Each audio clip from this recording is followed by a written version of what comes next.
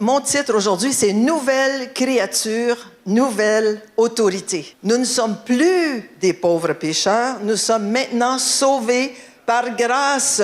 Nous sommes des enfants de Dieu, remplis du Saint-Esprit, sauvés par grâce, oui, mais aussi nés de nouveau, et nous avons une nouvelle identité et une nouvelle autorité. Nous, ça fait 50 ans qu'on a donné notre vie au Seigneur Jésus, 51 ans. J'ai donné ma vie au Seigneur, vous n'étiez même pas au monde, pour la plupart d'entre vous. Mais Dieu ne nous a jamais laissé tomber. Amen. Il a toujours été avec nous, sa puissance a été avec nous, son autorité a été avec nous, et on a vécu toutes ces années, ces belles années, par sa grâce. Amen. Alors, nous étions, oui, des pauvres pécheurs. Combien peuvent dire, moi, j'étais vraiment un pauvre pécheur à l'époque? Dans Colossiens 1, verset 12, ça nous dit ceci. « Rendez grâce », ça veut dire remercier le Père, notre Papa céleste, qui vous a rendu capable d'avoir part à l'héritage des saints, ou dans la lumière. Alors, nous sommes sanctifiés quand on donne notre vie au Seigneur Jésus, et nous marchons maintenant dans la lumière. Amen. Juste une parenthèse, ma maman est partie avec le Seigneur au mois de janvier cette année. Puis là, qui est-ce qui est l'exécutrice du testament? C'est moi. Alors, qu'est-ce qui arrive quand on reçoit l'héritage? Parce qu'on attend de l'argent du gouvernement, peut-être qu'on n'aura jamais, mais bon, on attend de l'argent qui doit rentrer pour elle. Et qu'est-ce que je vais faire quand je vais avoir cet argent en tant qu'exécutrice? Je vais le partager entre mes 3 frères et ma sœur. Right? Qui a droit à l'héritage? Les enfants de la famille, n'est-ce pas? C'est pas la voisine, malgré qu'elle serait peut-être contente que je lui en donne, mais ce sont les enfants qui ont droit à l'héritage. Alors, nous sommes des enfants de Dieu. Nous avons droit à l'héritage que le Seigneur a pourvu pour nous. Amen.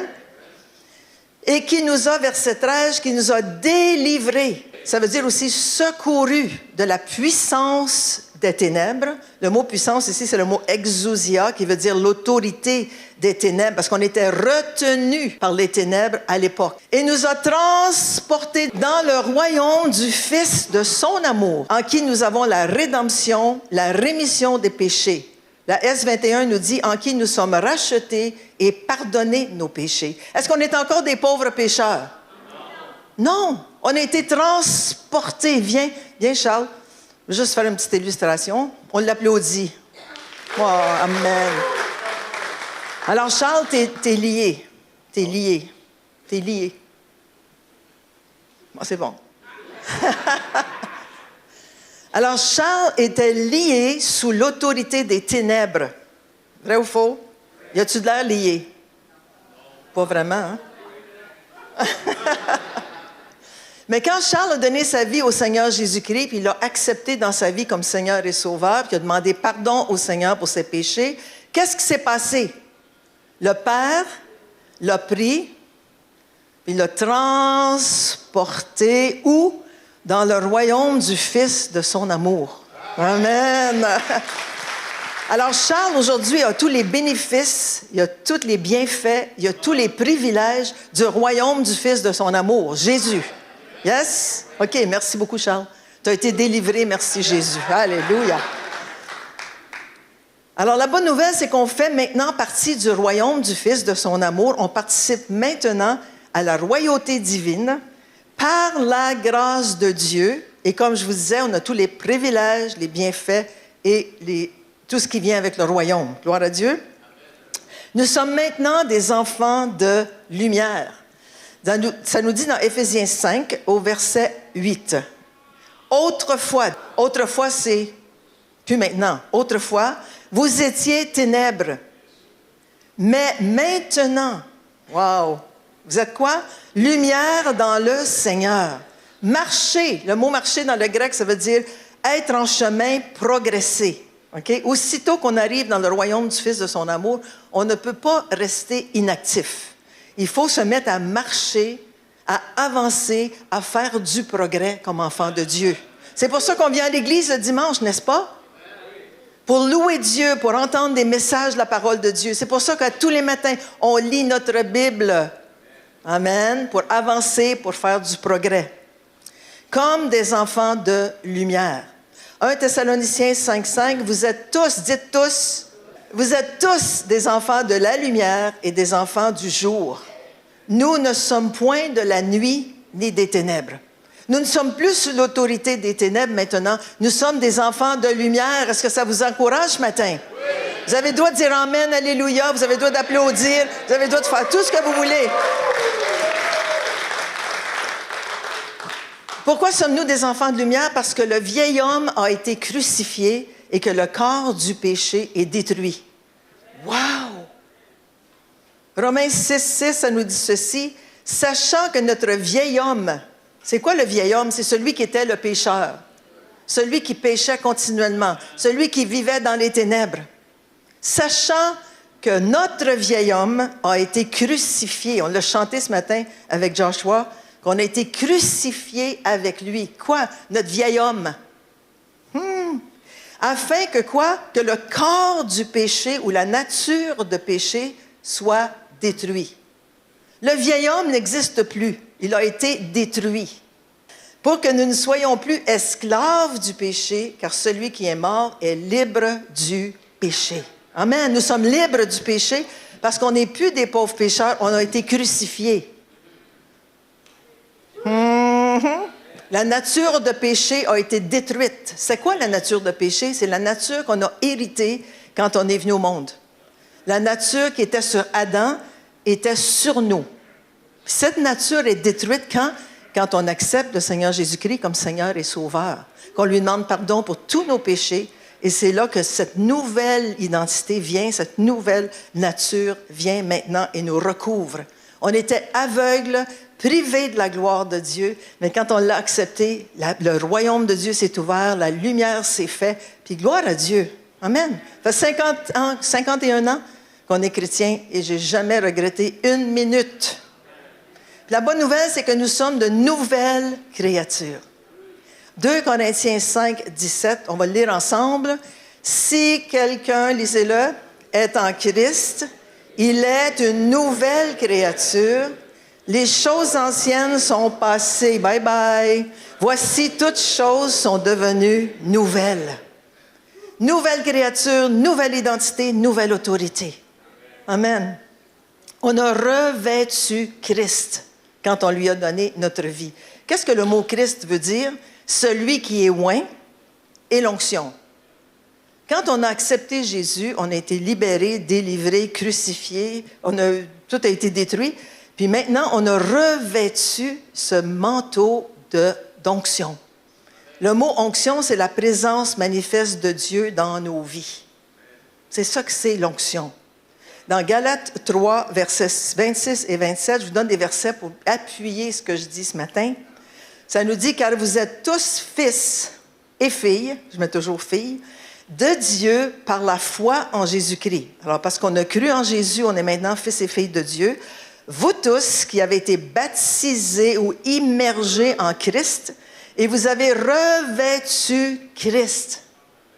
On a revêtu l'onction. C'est un peu comme, ça veut dire de revêtir un vêtement. Hein, les femmes, quand on met une robe, on commence par en bas, on la monte. Vrai ou faux? On revêt la robe. Puis là, notre mari, il faut qu'il lève la fermeture éclair. Alors, c'est ça que ça veut dire revêtu. Ça veut dire embarquer dans un vêtement. Messieurs, quand vous embarquez dans vos pantalons, vous revêtez vos pantalons, vous revêtez. C'est ce que ça veut dire revêtir l'onction. Ça veut dire qu'on part de la maison avec cette onction. On arrive au travail, il y a quelqu'un qui nous harcèle. Au nom de Jésus, tu vas te taire, toi. Mais tu ne le dis pas devant lui, là. Mais si quelqu'un te harcèle au travail, que ce soit une femme, que ce soit un homme, que ce soit ton patron, peu importe, tu as le droit d'aller dans la toilette, s'il n'y a personne là, puis de commencer à commander dans le nom de Jésus, Satan, tu lâches cet homme dans le nom de Jésus. Tu arrêtes de me harceler. Tu arrêtes de me harceler. Tu as le droit parce que tu as autorité dans le nom de Jésus. Alors, nous sommes de nouvelles créatures avec une nouvelle onction. Nous avons la même onction que Jésus avait quand il faisait du ministère sur cette terre. Souvent, oh non, moi je suis une pauvre créature. Oh non, moi je suis pas digne. Oh, je suis pas digne. Je serai jamais capable. Oh Seigneur, non, non. Non, dis non. Non, non l'autorité. Come on. Come on. Alors, on voit que Jésus avait autorité sur les esprits impurs et sur les démons, et gloire à Dieu, ils obéissaient. La prochaine histoire, c'est que Jésus, pas tout de suite le verset, mais il y avait un esprit de démon impur dans la synagogue à Capernaum. On est allé à Capernaum avec mon mari il y a plusieurs années, en Israël, puis on s'est assis là où était avant la synagogue de Capernaum. Puis cette histoire se révèle là-bas, se dit, un esprit de démon impur était dans cette synagogue, et il s'est mis tout à coup à crier quand Jésus est entré. Vous savez, quand Jésus entre dans l'Église, il se passe quelque chose. Ce matin, la louange, wow! Il s'est passé quelque chose ce matin. Alléluia! Alors, aussitôt que Jésus est rentré dans la synagogue, qu'est-ce qui est arrivé? Un homme qui avait un démon impur, l'esprit impur, s'est mis à crier. « Tu es venu pour nous perdre. Je sais qui tu es, le Saint de Dieu. » Wow! Le démon savait, les religieux ne savaient pas. Dans Luc 4, au verset 35 et 36, qu'est-ce que Jésus a fait? Jésus le menaça. Ça veut dire qu'il a pris son autorité, il a pris sa force. Quand tu menaces quelqu'un avec un revolver, tu ne joues pas. Alors lui a menacé cet esprit avec son autorité et sa puissance. Jésus le menaça en disant, « Tais-toi! » Il a-tu dit, « Tais-toi là, sors de cet homme. Tais-toi, chut, tu vas déranger les religieux. Tais-toi. » Non! Il s'est levé et a dit, « Hey, tais-toi! » Oh, certains des religieux, les cheveux leur ont frisé à ce moment-là. « Tais-toi et sors de cet homme. » Et le démon le jeta au milieu de l'assemblée. Oh! Qu'est-ce qui arrive quand il y a des délivrances, des fois? La personne s'étend de tout son long.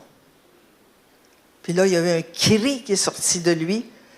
Et le démon est sorti sans lui faire aucun mal. Tous furent saisis de stupeur. Le mot stupeur ici veut dire figé par un choc, par un événement inattendu. Alors, vous imaginez les religieux. C'est comme aller dans une église baptiste, puis il y a un démon qui commence à rouler.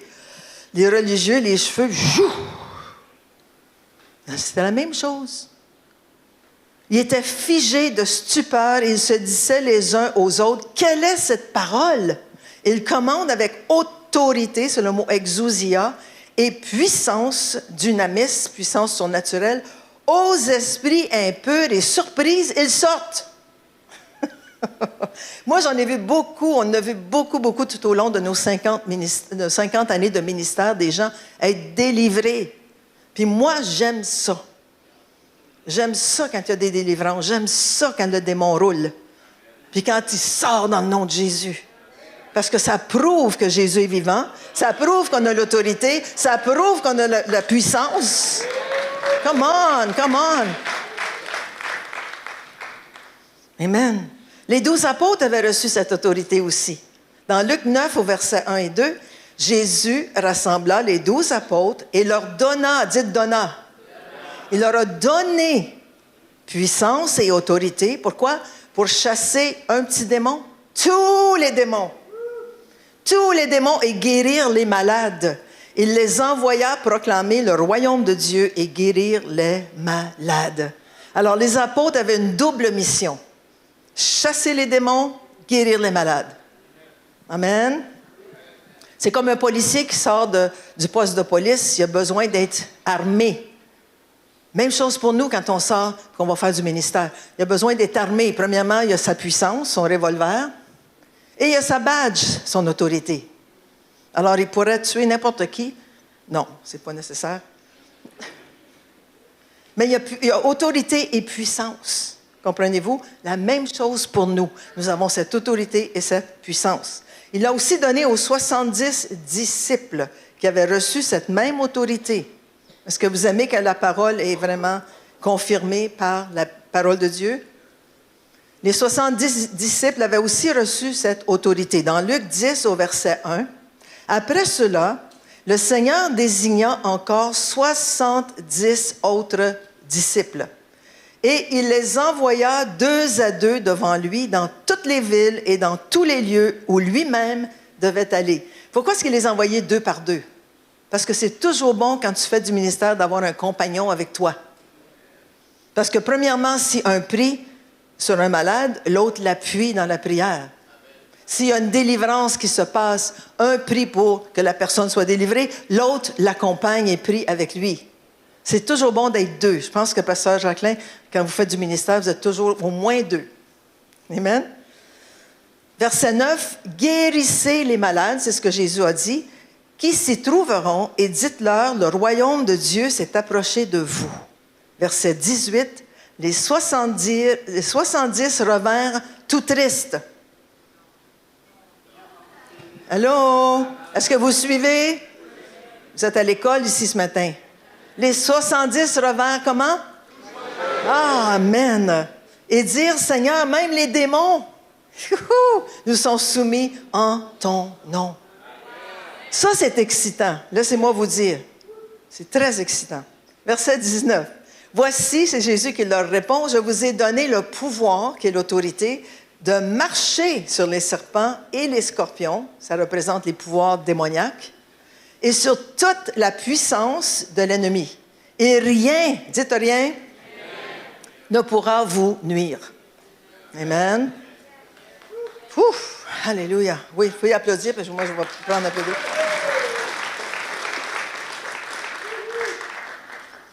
Alors, on voit aussi que l'apôtre Paul avait cette autorité de chasser les démons.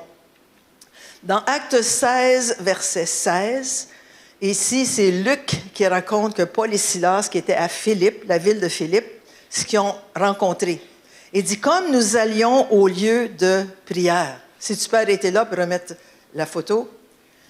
Alors, je vais faire une parenthèse importante ici. Quand on se présente ou quand on va au lieu de prière, disons que le matin, vous allez à l'église.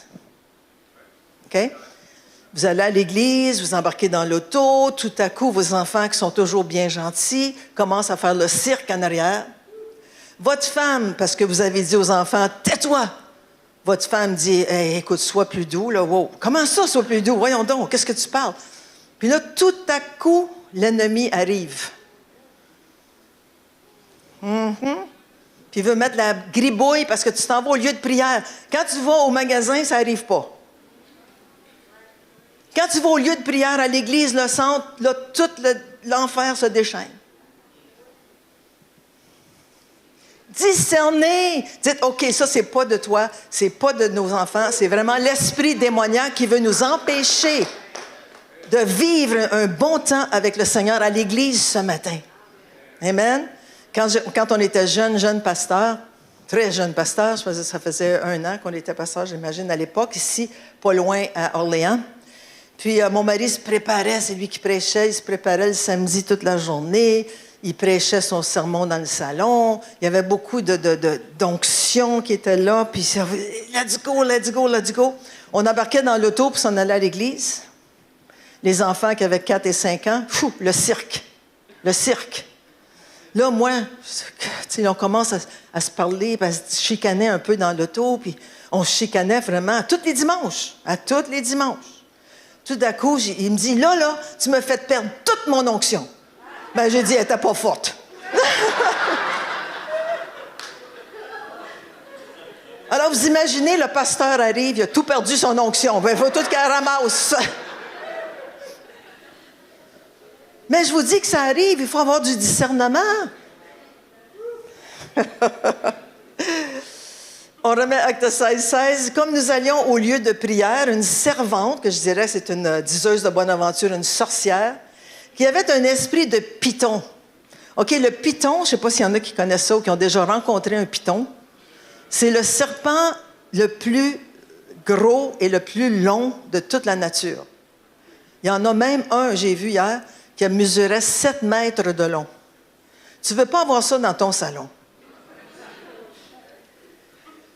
Alors, une servante qui avait un esprit de python, OK? C'est un esprit démoniaque, un symbole d'occultisme et de force démoniaque, qui, en devinant, parce que c'était une diseuse de bonne aventure, procurait un grand profit à ses maîtres. Elle vint au-devant de nous et se mit à nous suivre, Paul et nous. Elle criait, « Ces hommes sont les serviteurs du Dieu très haut. Ils vous annoncent la voie du salut. » Des fois, les démons en connaissent plus que les chrétiens. Verset 18. « Elle fit cela pendant plusieurs jours. » Moi, si ça avait été mon mari, la première journée, la première minute, fou, sort. Mais Paul, il était avec ses amis, il ne voulait pas trop faire de quoi. Il était dans une ville païenne, à Philippe. En tout cas, elle fit cela pendant plusieurs jours. Paul, fatigué, je comprends, je serais fatigué moi aussi, se retourna et dit à l'esprit, « Je t'ordonne au nom de Jésus-Christ de sortir d'elle. » Et au même instant, elle est sortie.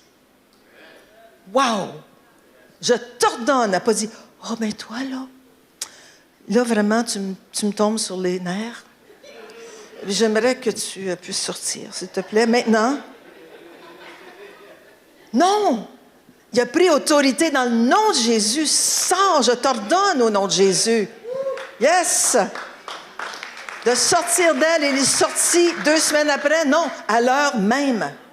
Il faut qu'ils obéissent ces démons. Nous avons cette même autorité, nous, que Paul avait, que les disciples avaient, que les apôtres avaient, que Jésus avait. On a la même autorité parce qu'on vit maintenant dans le royaume du Fils de son amour. On marche dans la lumière. Come on! Alors, nous avons reçu de Dieu le Saint-Esprit et accompagnés de l'autorité et de la puissance de Dieu, nous pouvons et nous devons chasser les démons et guérir les malades. Parce que si personne ne prie pour les malades ou prend autorité sur le diable, il n'y a pas de guérison, il n'y a pas de délivrance possible. Moi-même, je sais que vous avez entendu mon témoignage, peut-être qu'il y en a qui ne l'ont pas entendu, mais j'ai vécu une grande délivrance.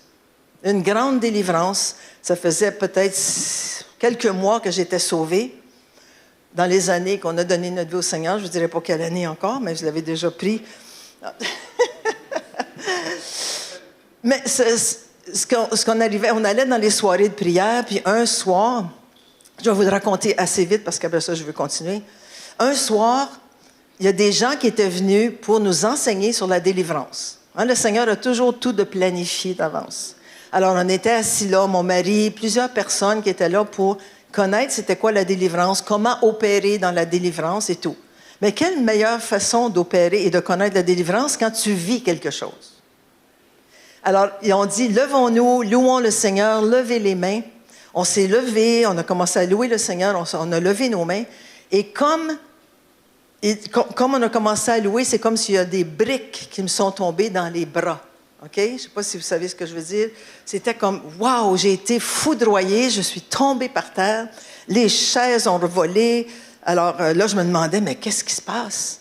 Mais depuis plusieurs semaines quand je priais en langue, normalement, puis là, j'entends, il y a une grosse voix qui montait, puis ça redescendait. Je disais, ouais, qu'est-ce que c'est ça? Alors, ça me faisait peur un peu, puis je ne connaissais rien. On était vraiment tout nouveau dans le Seigneur. Alors, qu'est-ce qui est arrivé? Ils ont dit, comment est-ce que tu te sens? Bien, j'ai dit, je ne me sens pas vraiment bien. Ils ont dit, OK, on va t'amener dans l'autre salle à côté. Ceux qui sont là dans la salle, priez-vous. Priez pour cette personne qu'on va emmener de l'autre côté. C'est qu'ils m'amènent de l'autre côté, ils m'assoient sur la chaise. Aujourd'hui, je l'appelle la chaise électrique.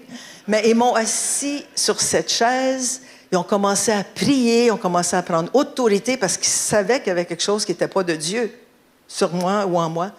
Puis ils ont commencé à prendre autorité, puis ils ont dit, toi, tout ce que tu as à faire, c'est regarde vers Jésus. J'ai dit, oui, je regarde vers Jésus, je regarde vers Jésus. Alors, j'ai vu Jésus sur la croix, mais le derrière de la croix. C'est comme je voyais son visage penché, le sang couler.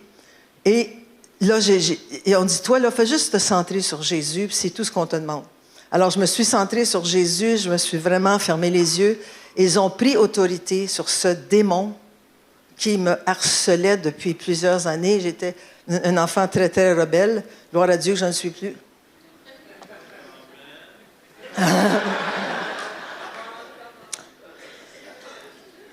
Alors, ils ont pris autorité, ils ont chassé ce démon. Ça a pris à peu près 15-20 minutes avant que je sois complètement délivrée. Ce démon est sorti en me donnant son nom. Il s'appelait Tumulte. Et c'est vraiment ça que je vivais depuis des années, le tumulte intérieur. Alors, je suis revenue à moi-même, j'étais couchée par terre, puis là, je ne savais pas trop ce qui se passait, puis ils m'ont dit, tu as été délivré d'un démon. Je dis, ah, ouais, vous êtes venu enseigner sur la délivrance, puis vous l'avez vécu. Gloire à Dieu. Puis là, mon mari qui était dans l'autre salle, qui ne savait absolument pas ce qui se passait, le démon, quand il est sorti, il a vraiment crié fort. En tout cas, je ne peux pas dire ce qu'il a fait, mais il a vraiment crié fort. Puis mon mari avait tellement peur dans ce temps-là. On était très, très nouveaux chrétiens. Il avait tellement peur, puis il ne voulait même plus m'embrasser. Mais c'est revenu depuis ce temps-là, là.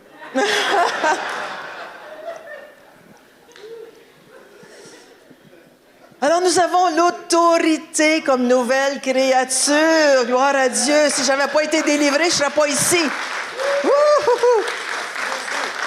Amen. Alors, nous avons autorité sur le péché. Le péché ne peut plus nous garder captifs. On a maintenant autorité. Oui, on manque le but. Oui, on peut pécher. Mais qu'est-ce que ça veut dire? Ça veut dire qu'on rejette, on se débarrasse de ce péché, puis le Seigneur vient nous remplir à nouveau, puis nous pardonne tous nos péchés. Amen. Il ne faut pas se laisser écraser par ça. On pêche, on manque le but, on demande pardon, c'est fini. C'est fini. On a autorité sur la maladie. Vous êtes malade? Vous avez autorité, vous pouvez prendre autorité sur votre propre corps. Oh Seigneur, si tu pouvais donc. Oh Seigneur, j'aimerais donc ça. Oh Seigneur, non! Prends autorité sur ton propre corps. Tu as mal au bras. Au nom de Jésus-Christ, que tout mal quitte mon corps à l'instant même. Tu quittes mon bras à l'instant même. J'accepte aucune maladie. Tu pries sur quelqu'un. Viens, Pasteur Jacqueline. Pasteur Jacqueline a mal au ventre. Tu as mal au ventre aujourd'hui? Non, j'ai mal au pied. Tu as mal au pied? Je mets un clou dans le pied. Tu t'es mis un clou dans le pied? Oh! Ça paraît pas. Ça paraît pas, bon. C'est parti. C'est parti. J'ai pris autorité. Amen.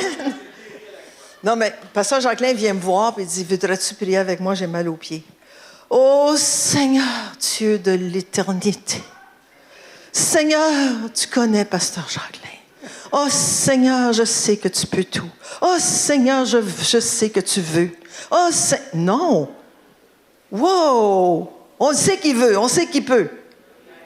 On le sait. Il faut prendre autorité maintenant au nom de Jésus-Christ que tout mal quitte son pied à l'instant même, dans le nom de Jésus. Remplis-le maintenant de la tête aux pieds. Oh!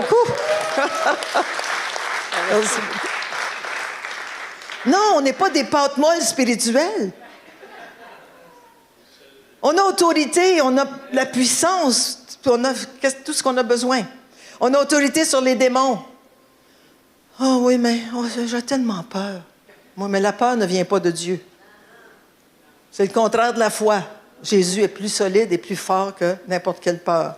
On a autorité sur toutes les malédictions qui auraient pu nous être jetées, qui auraient été jetées sur nous. Puis je veux terminer avec cette autorité. C'est très important. Une malédiction, écoutez-moi bien, restez attentifs, j'ai trois témoignages à vous partager.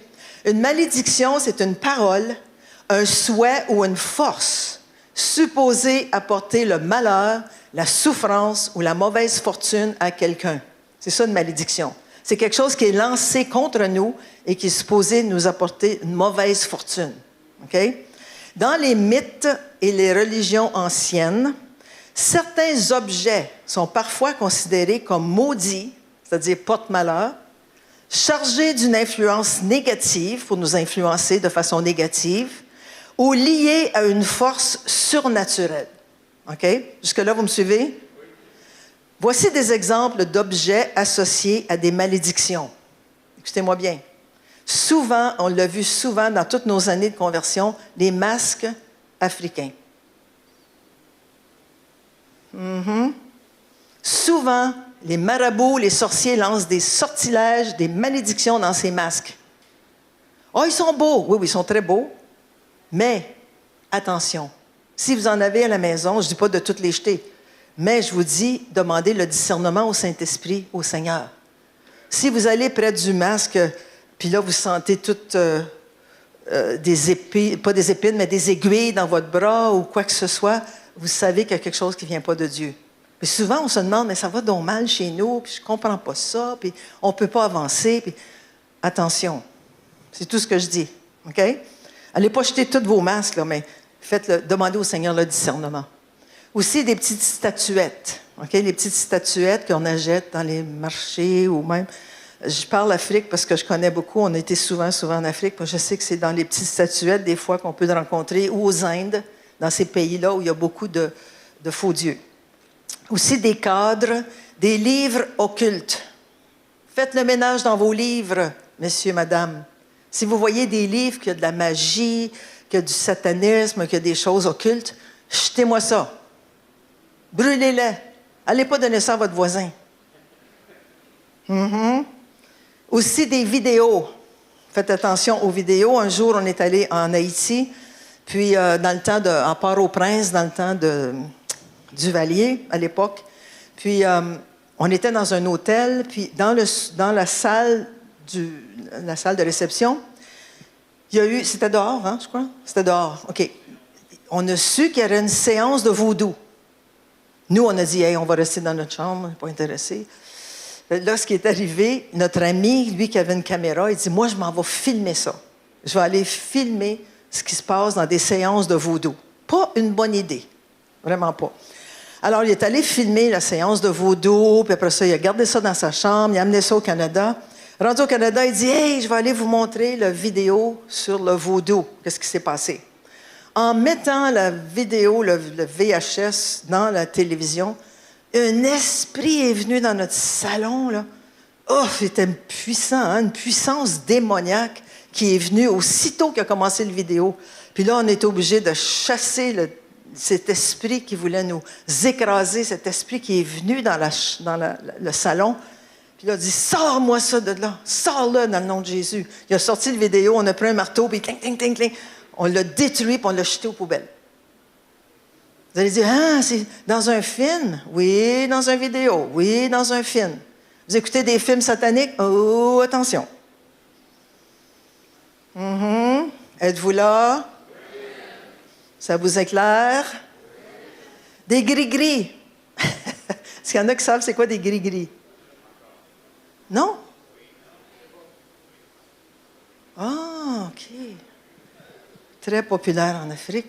Des gris-gris, ce sont des petits sachets qui sont remplis d'objets, de symboles ou de textes utilisés par les sorciers qui mettent dans des petits sachets et les donnent aux gens comme porte-bonheur. Ce n'est pas un porte-bonheur, laissez-moi vous croire, c'est un porte-malheur. Utilisés dans le vaudou ou la magie qui sont supposés porter bonheur.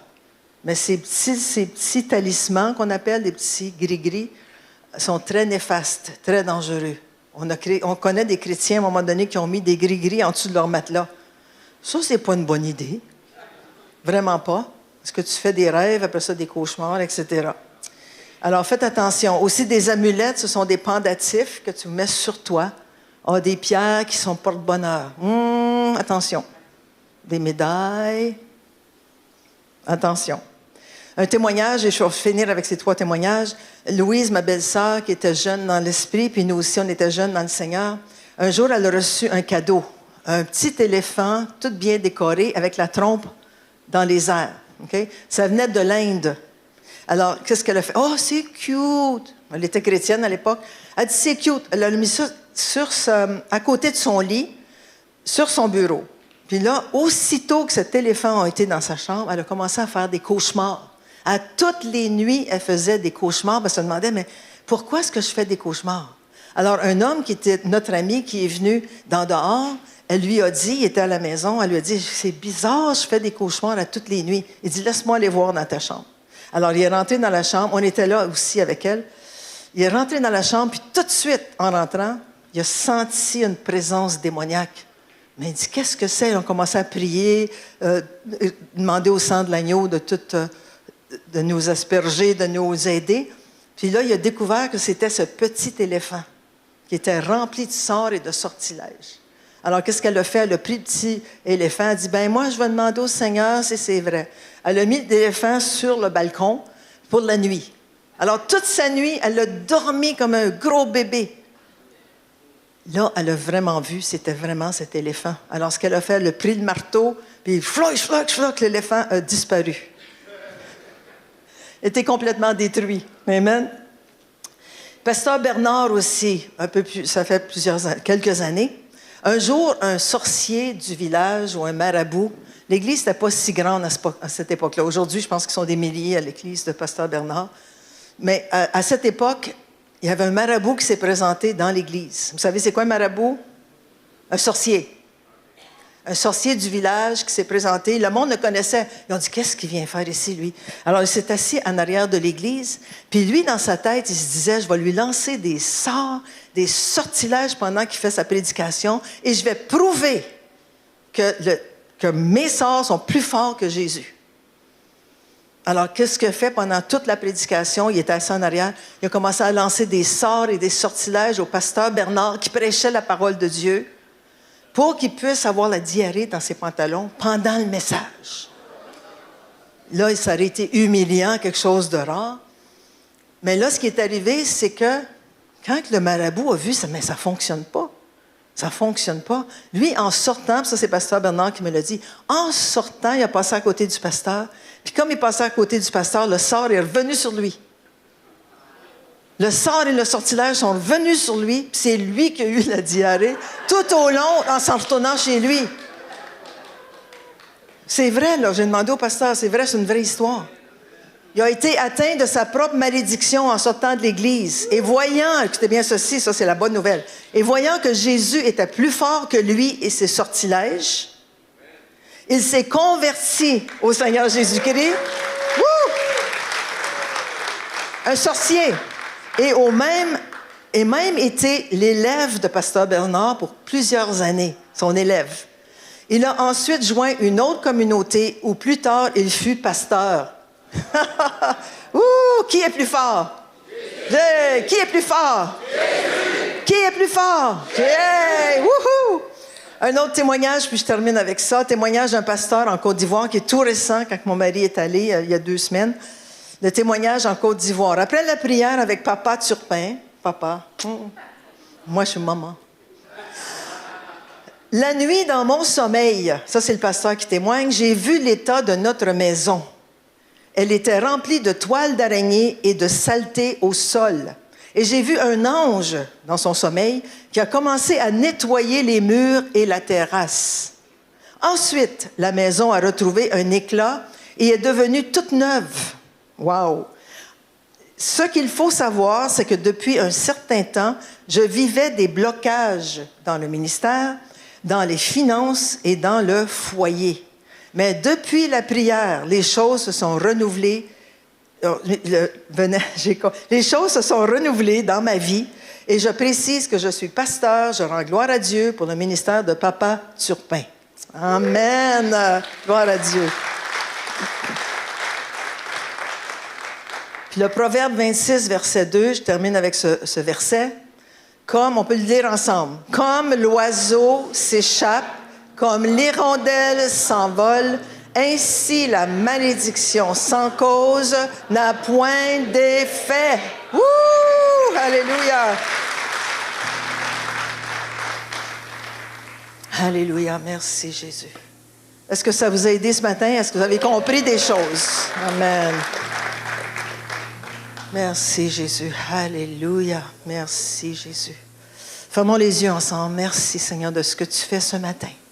Je te remercie pour ta parole, Seigneur. Je te remercie pour ce que tu fais dans les vies, dans les cœurs.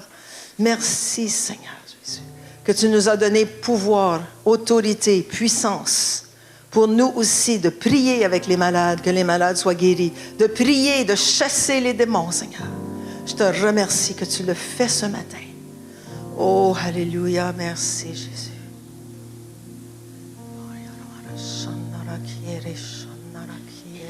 Prions là.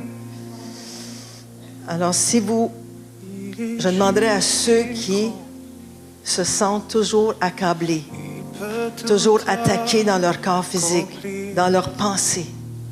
Si c'est vous ce matin, juste vous levez, on va prendre autorité. Je ne vous amènerai pas en avant, mais levez-vous là où vous êtes. Alléluia. Peut-être que le diable te dit, oh, ça vaut pas la peine de vivre. Si tu termines tes jours, ça va être bien. Non. C'est un esprit menteur. C'est un esprit qui veut détruire. Mais nous avons la puissance et l'autorité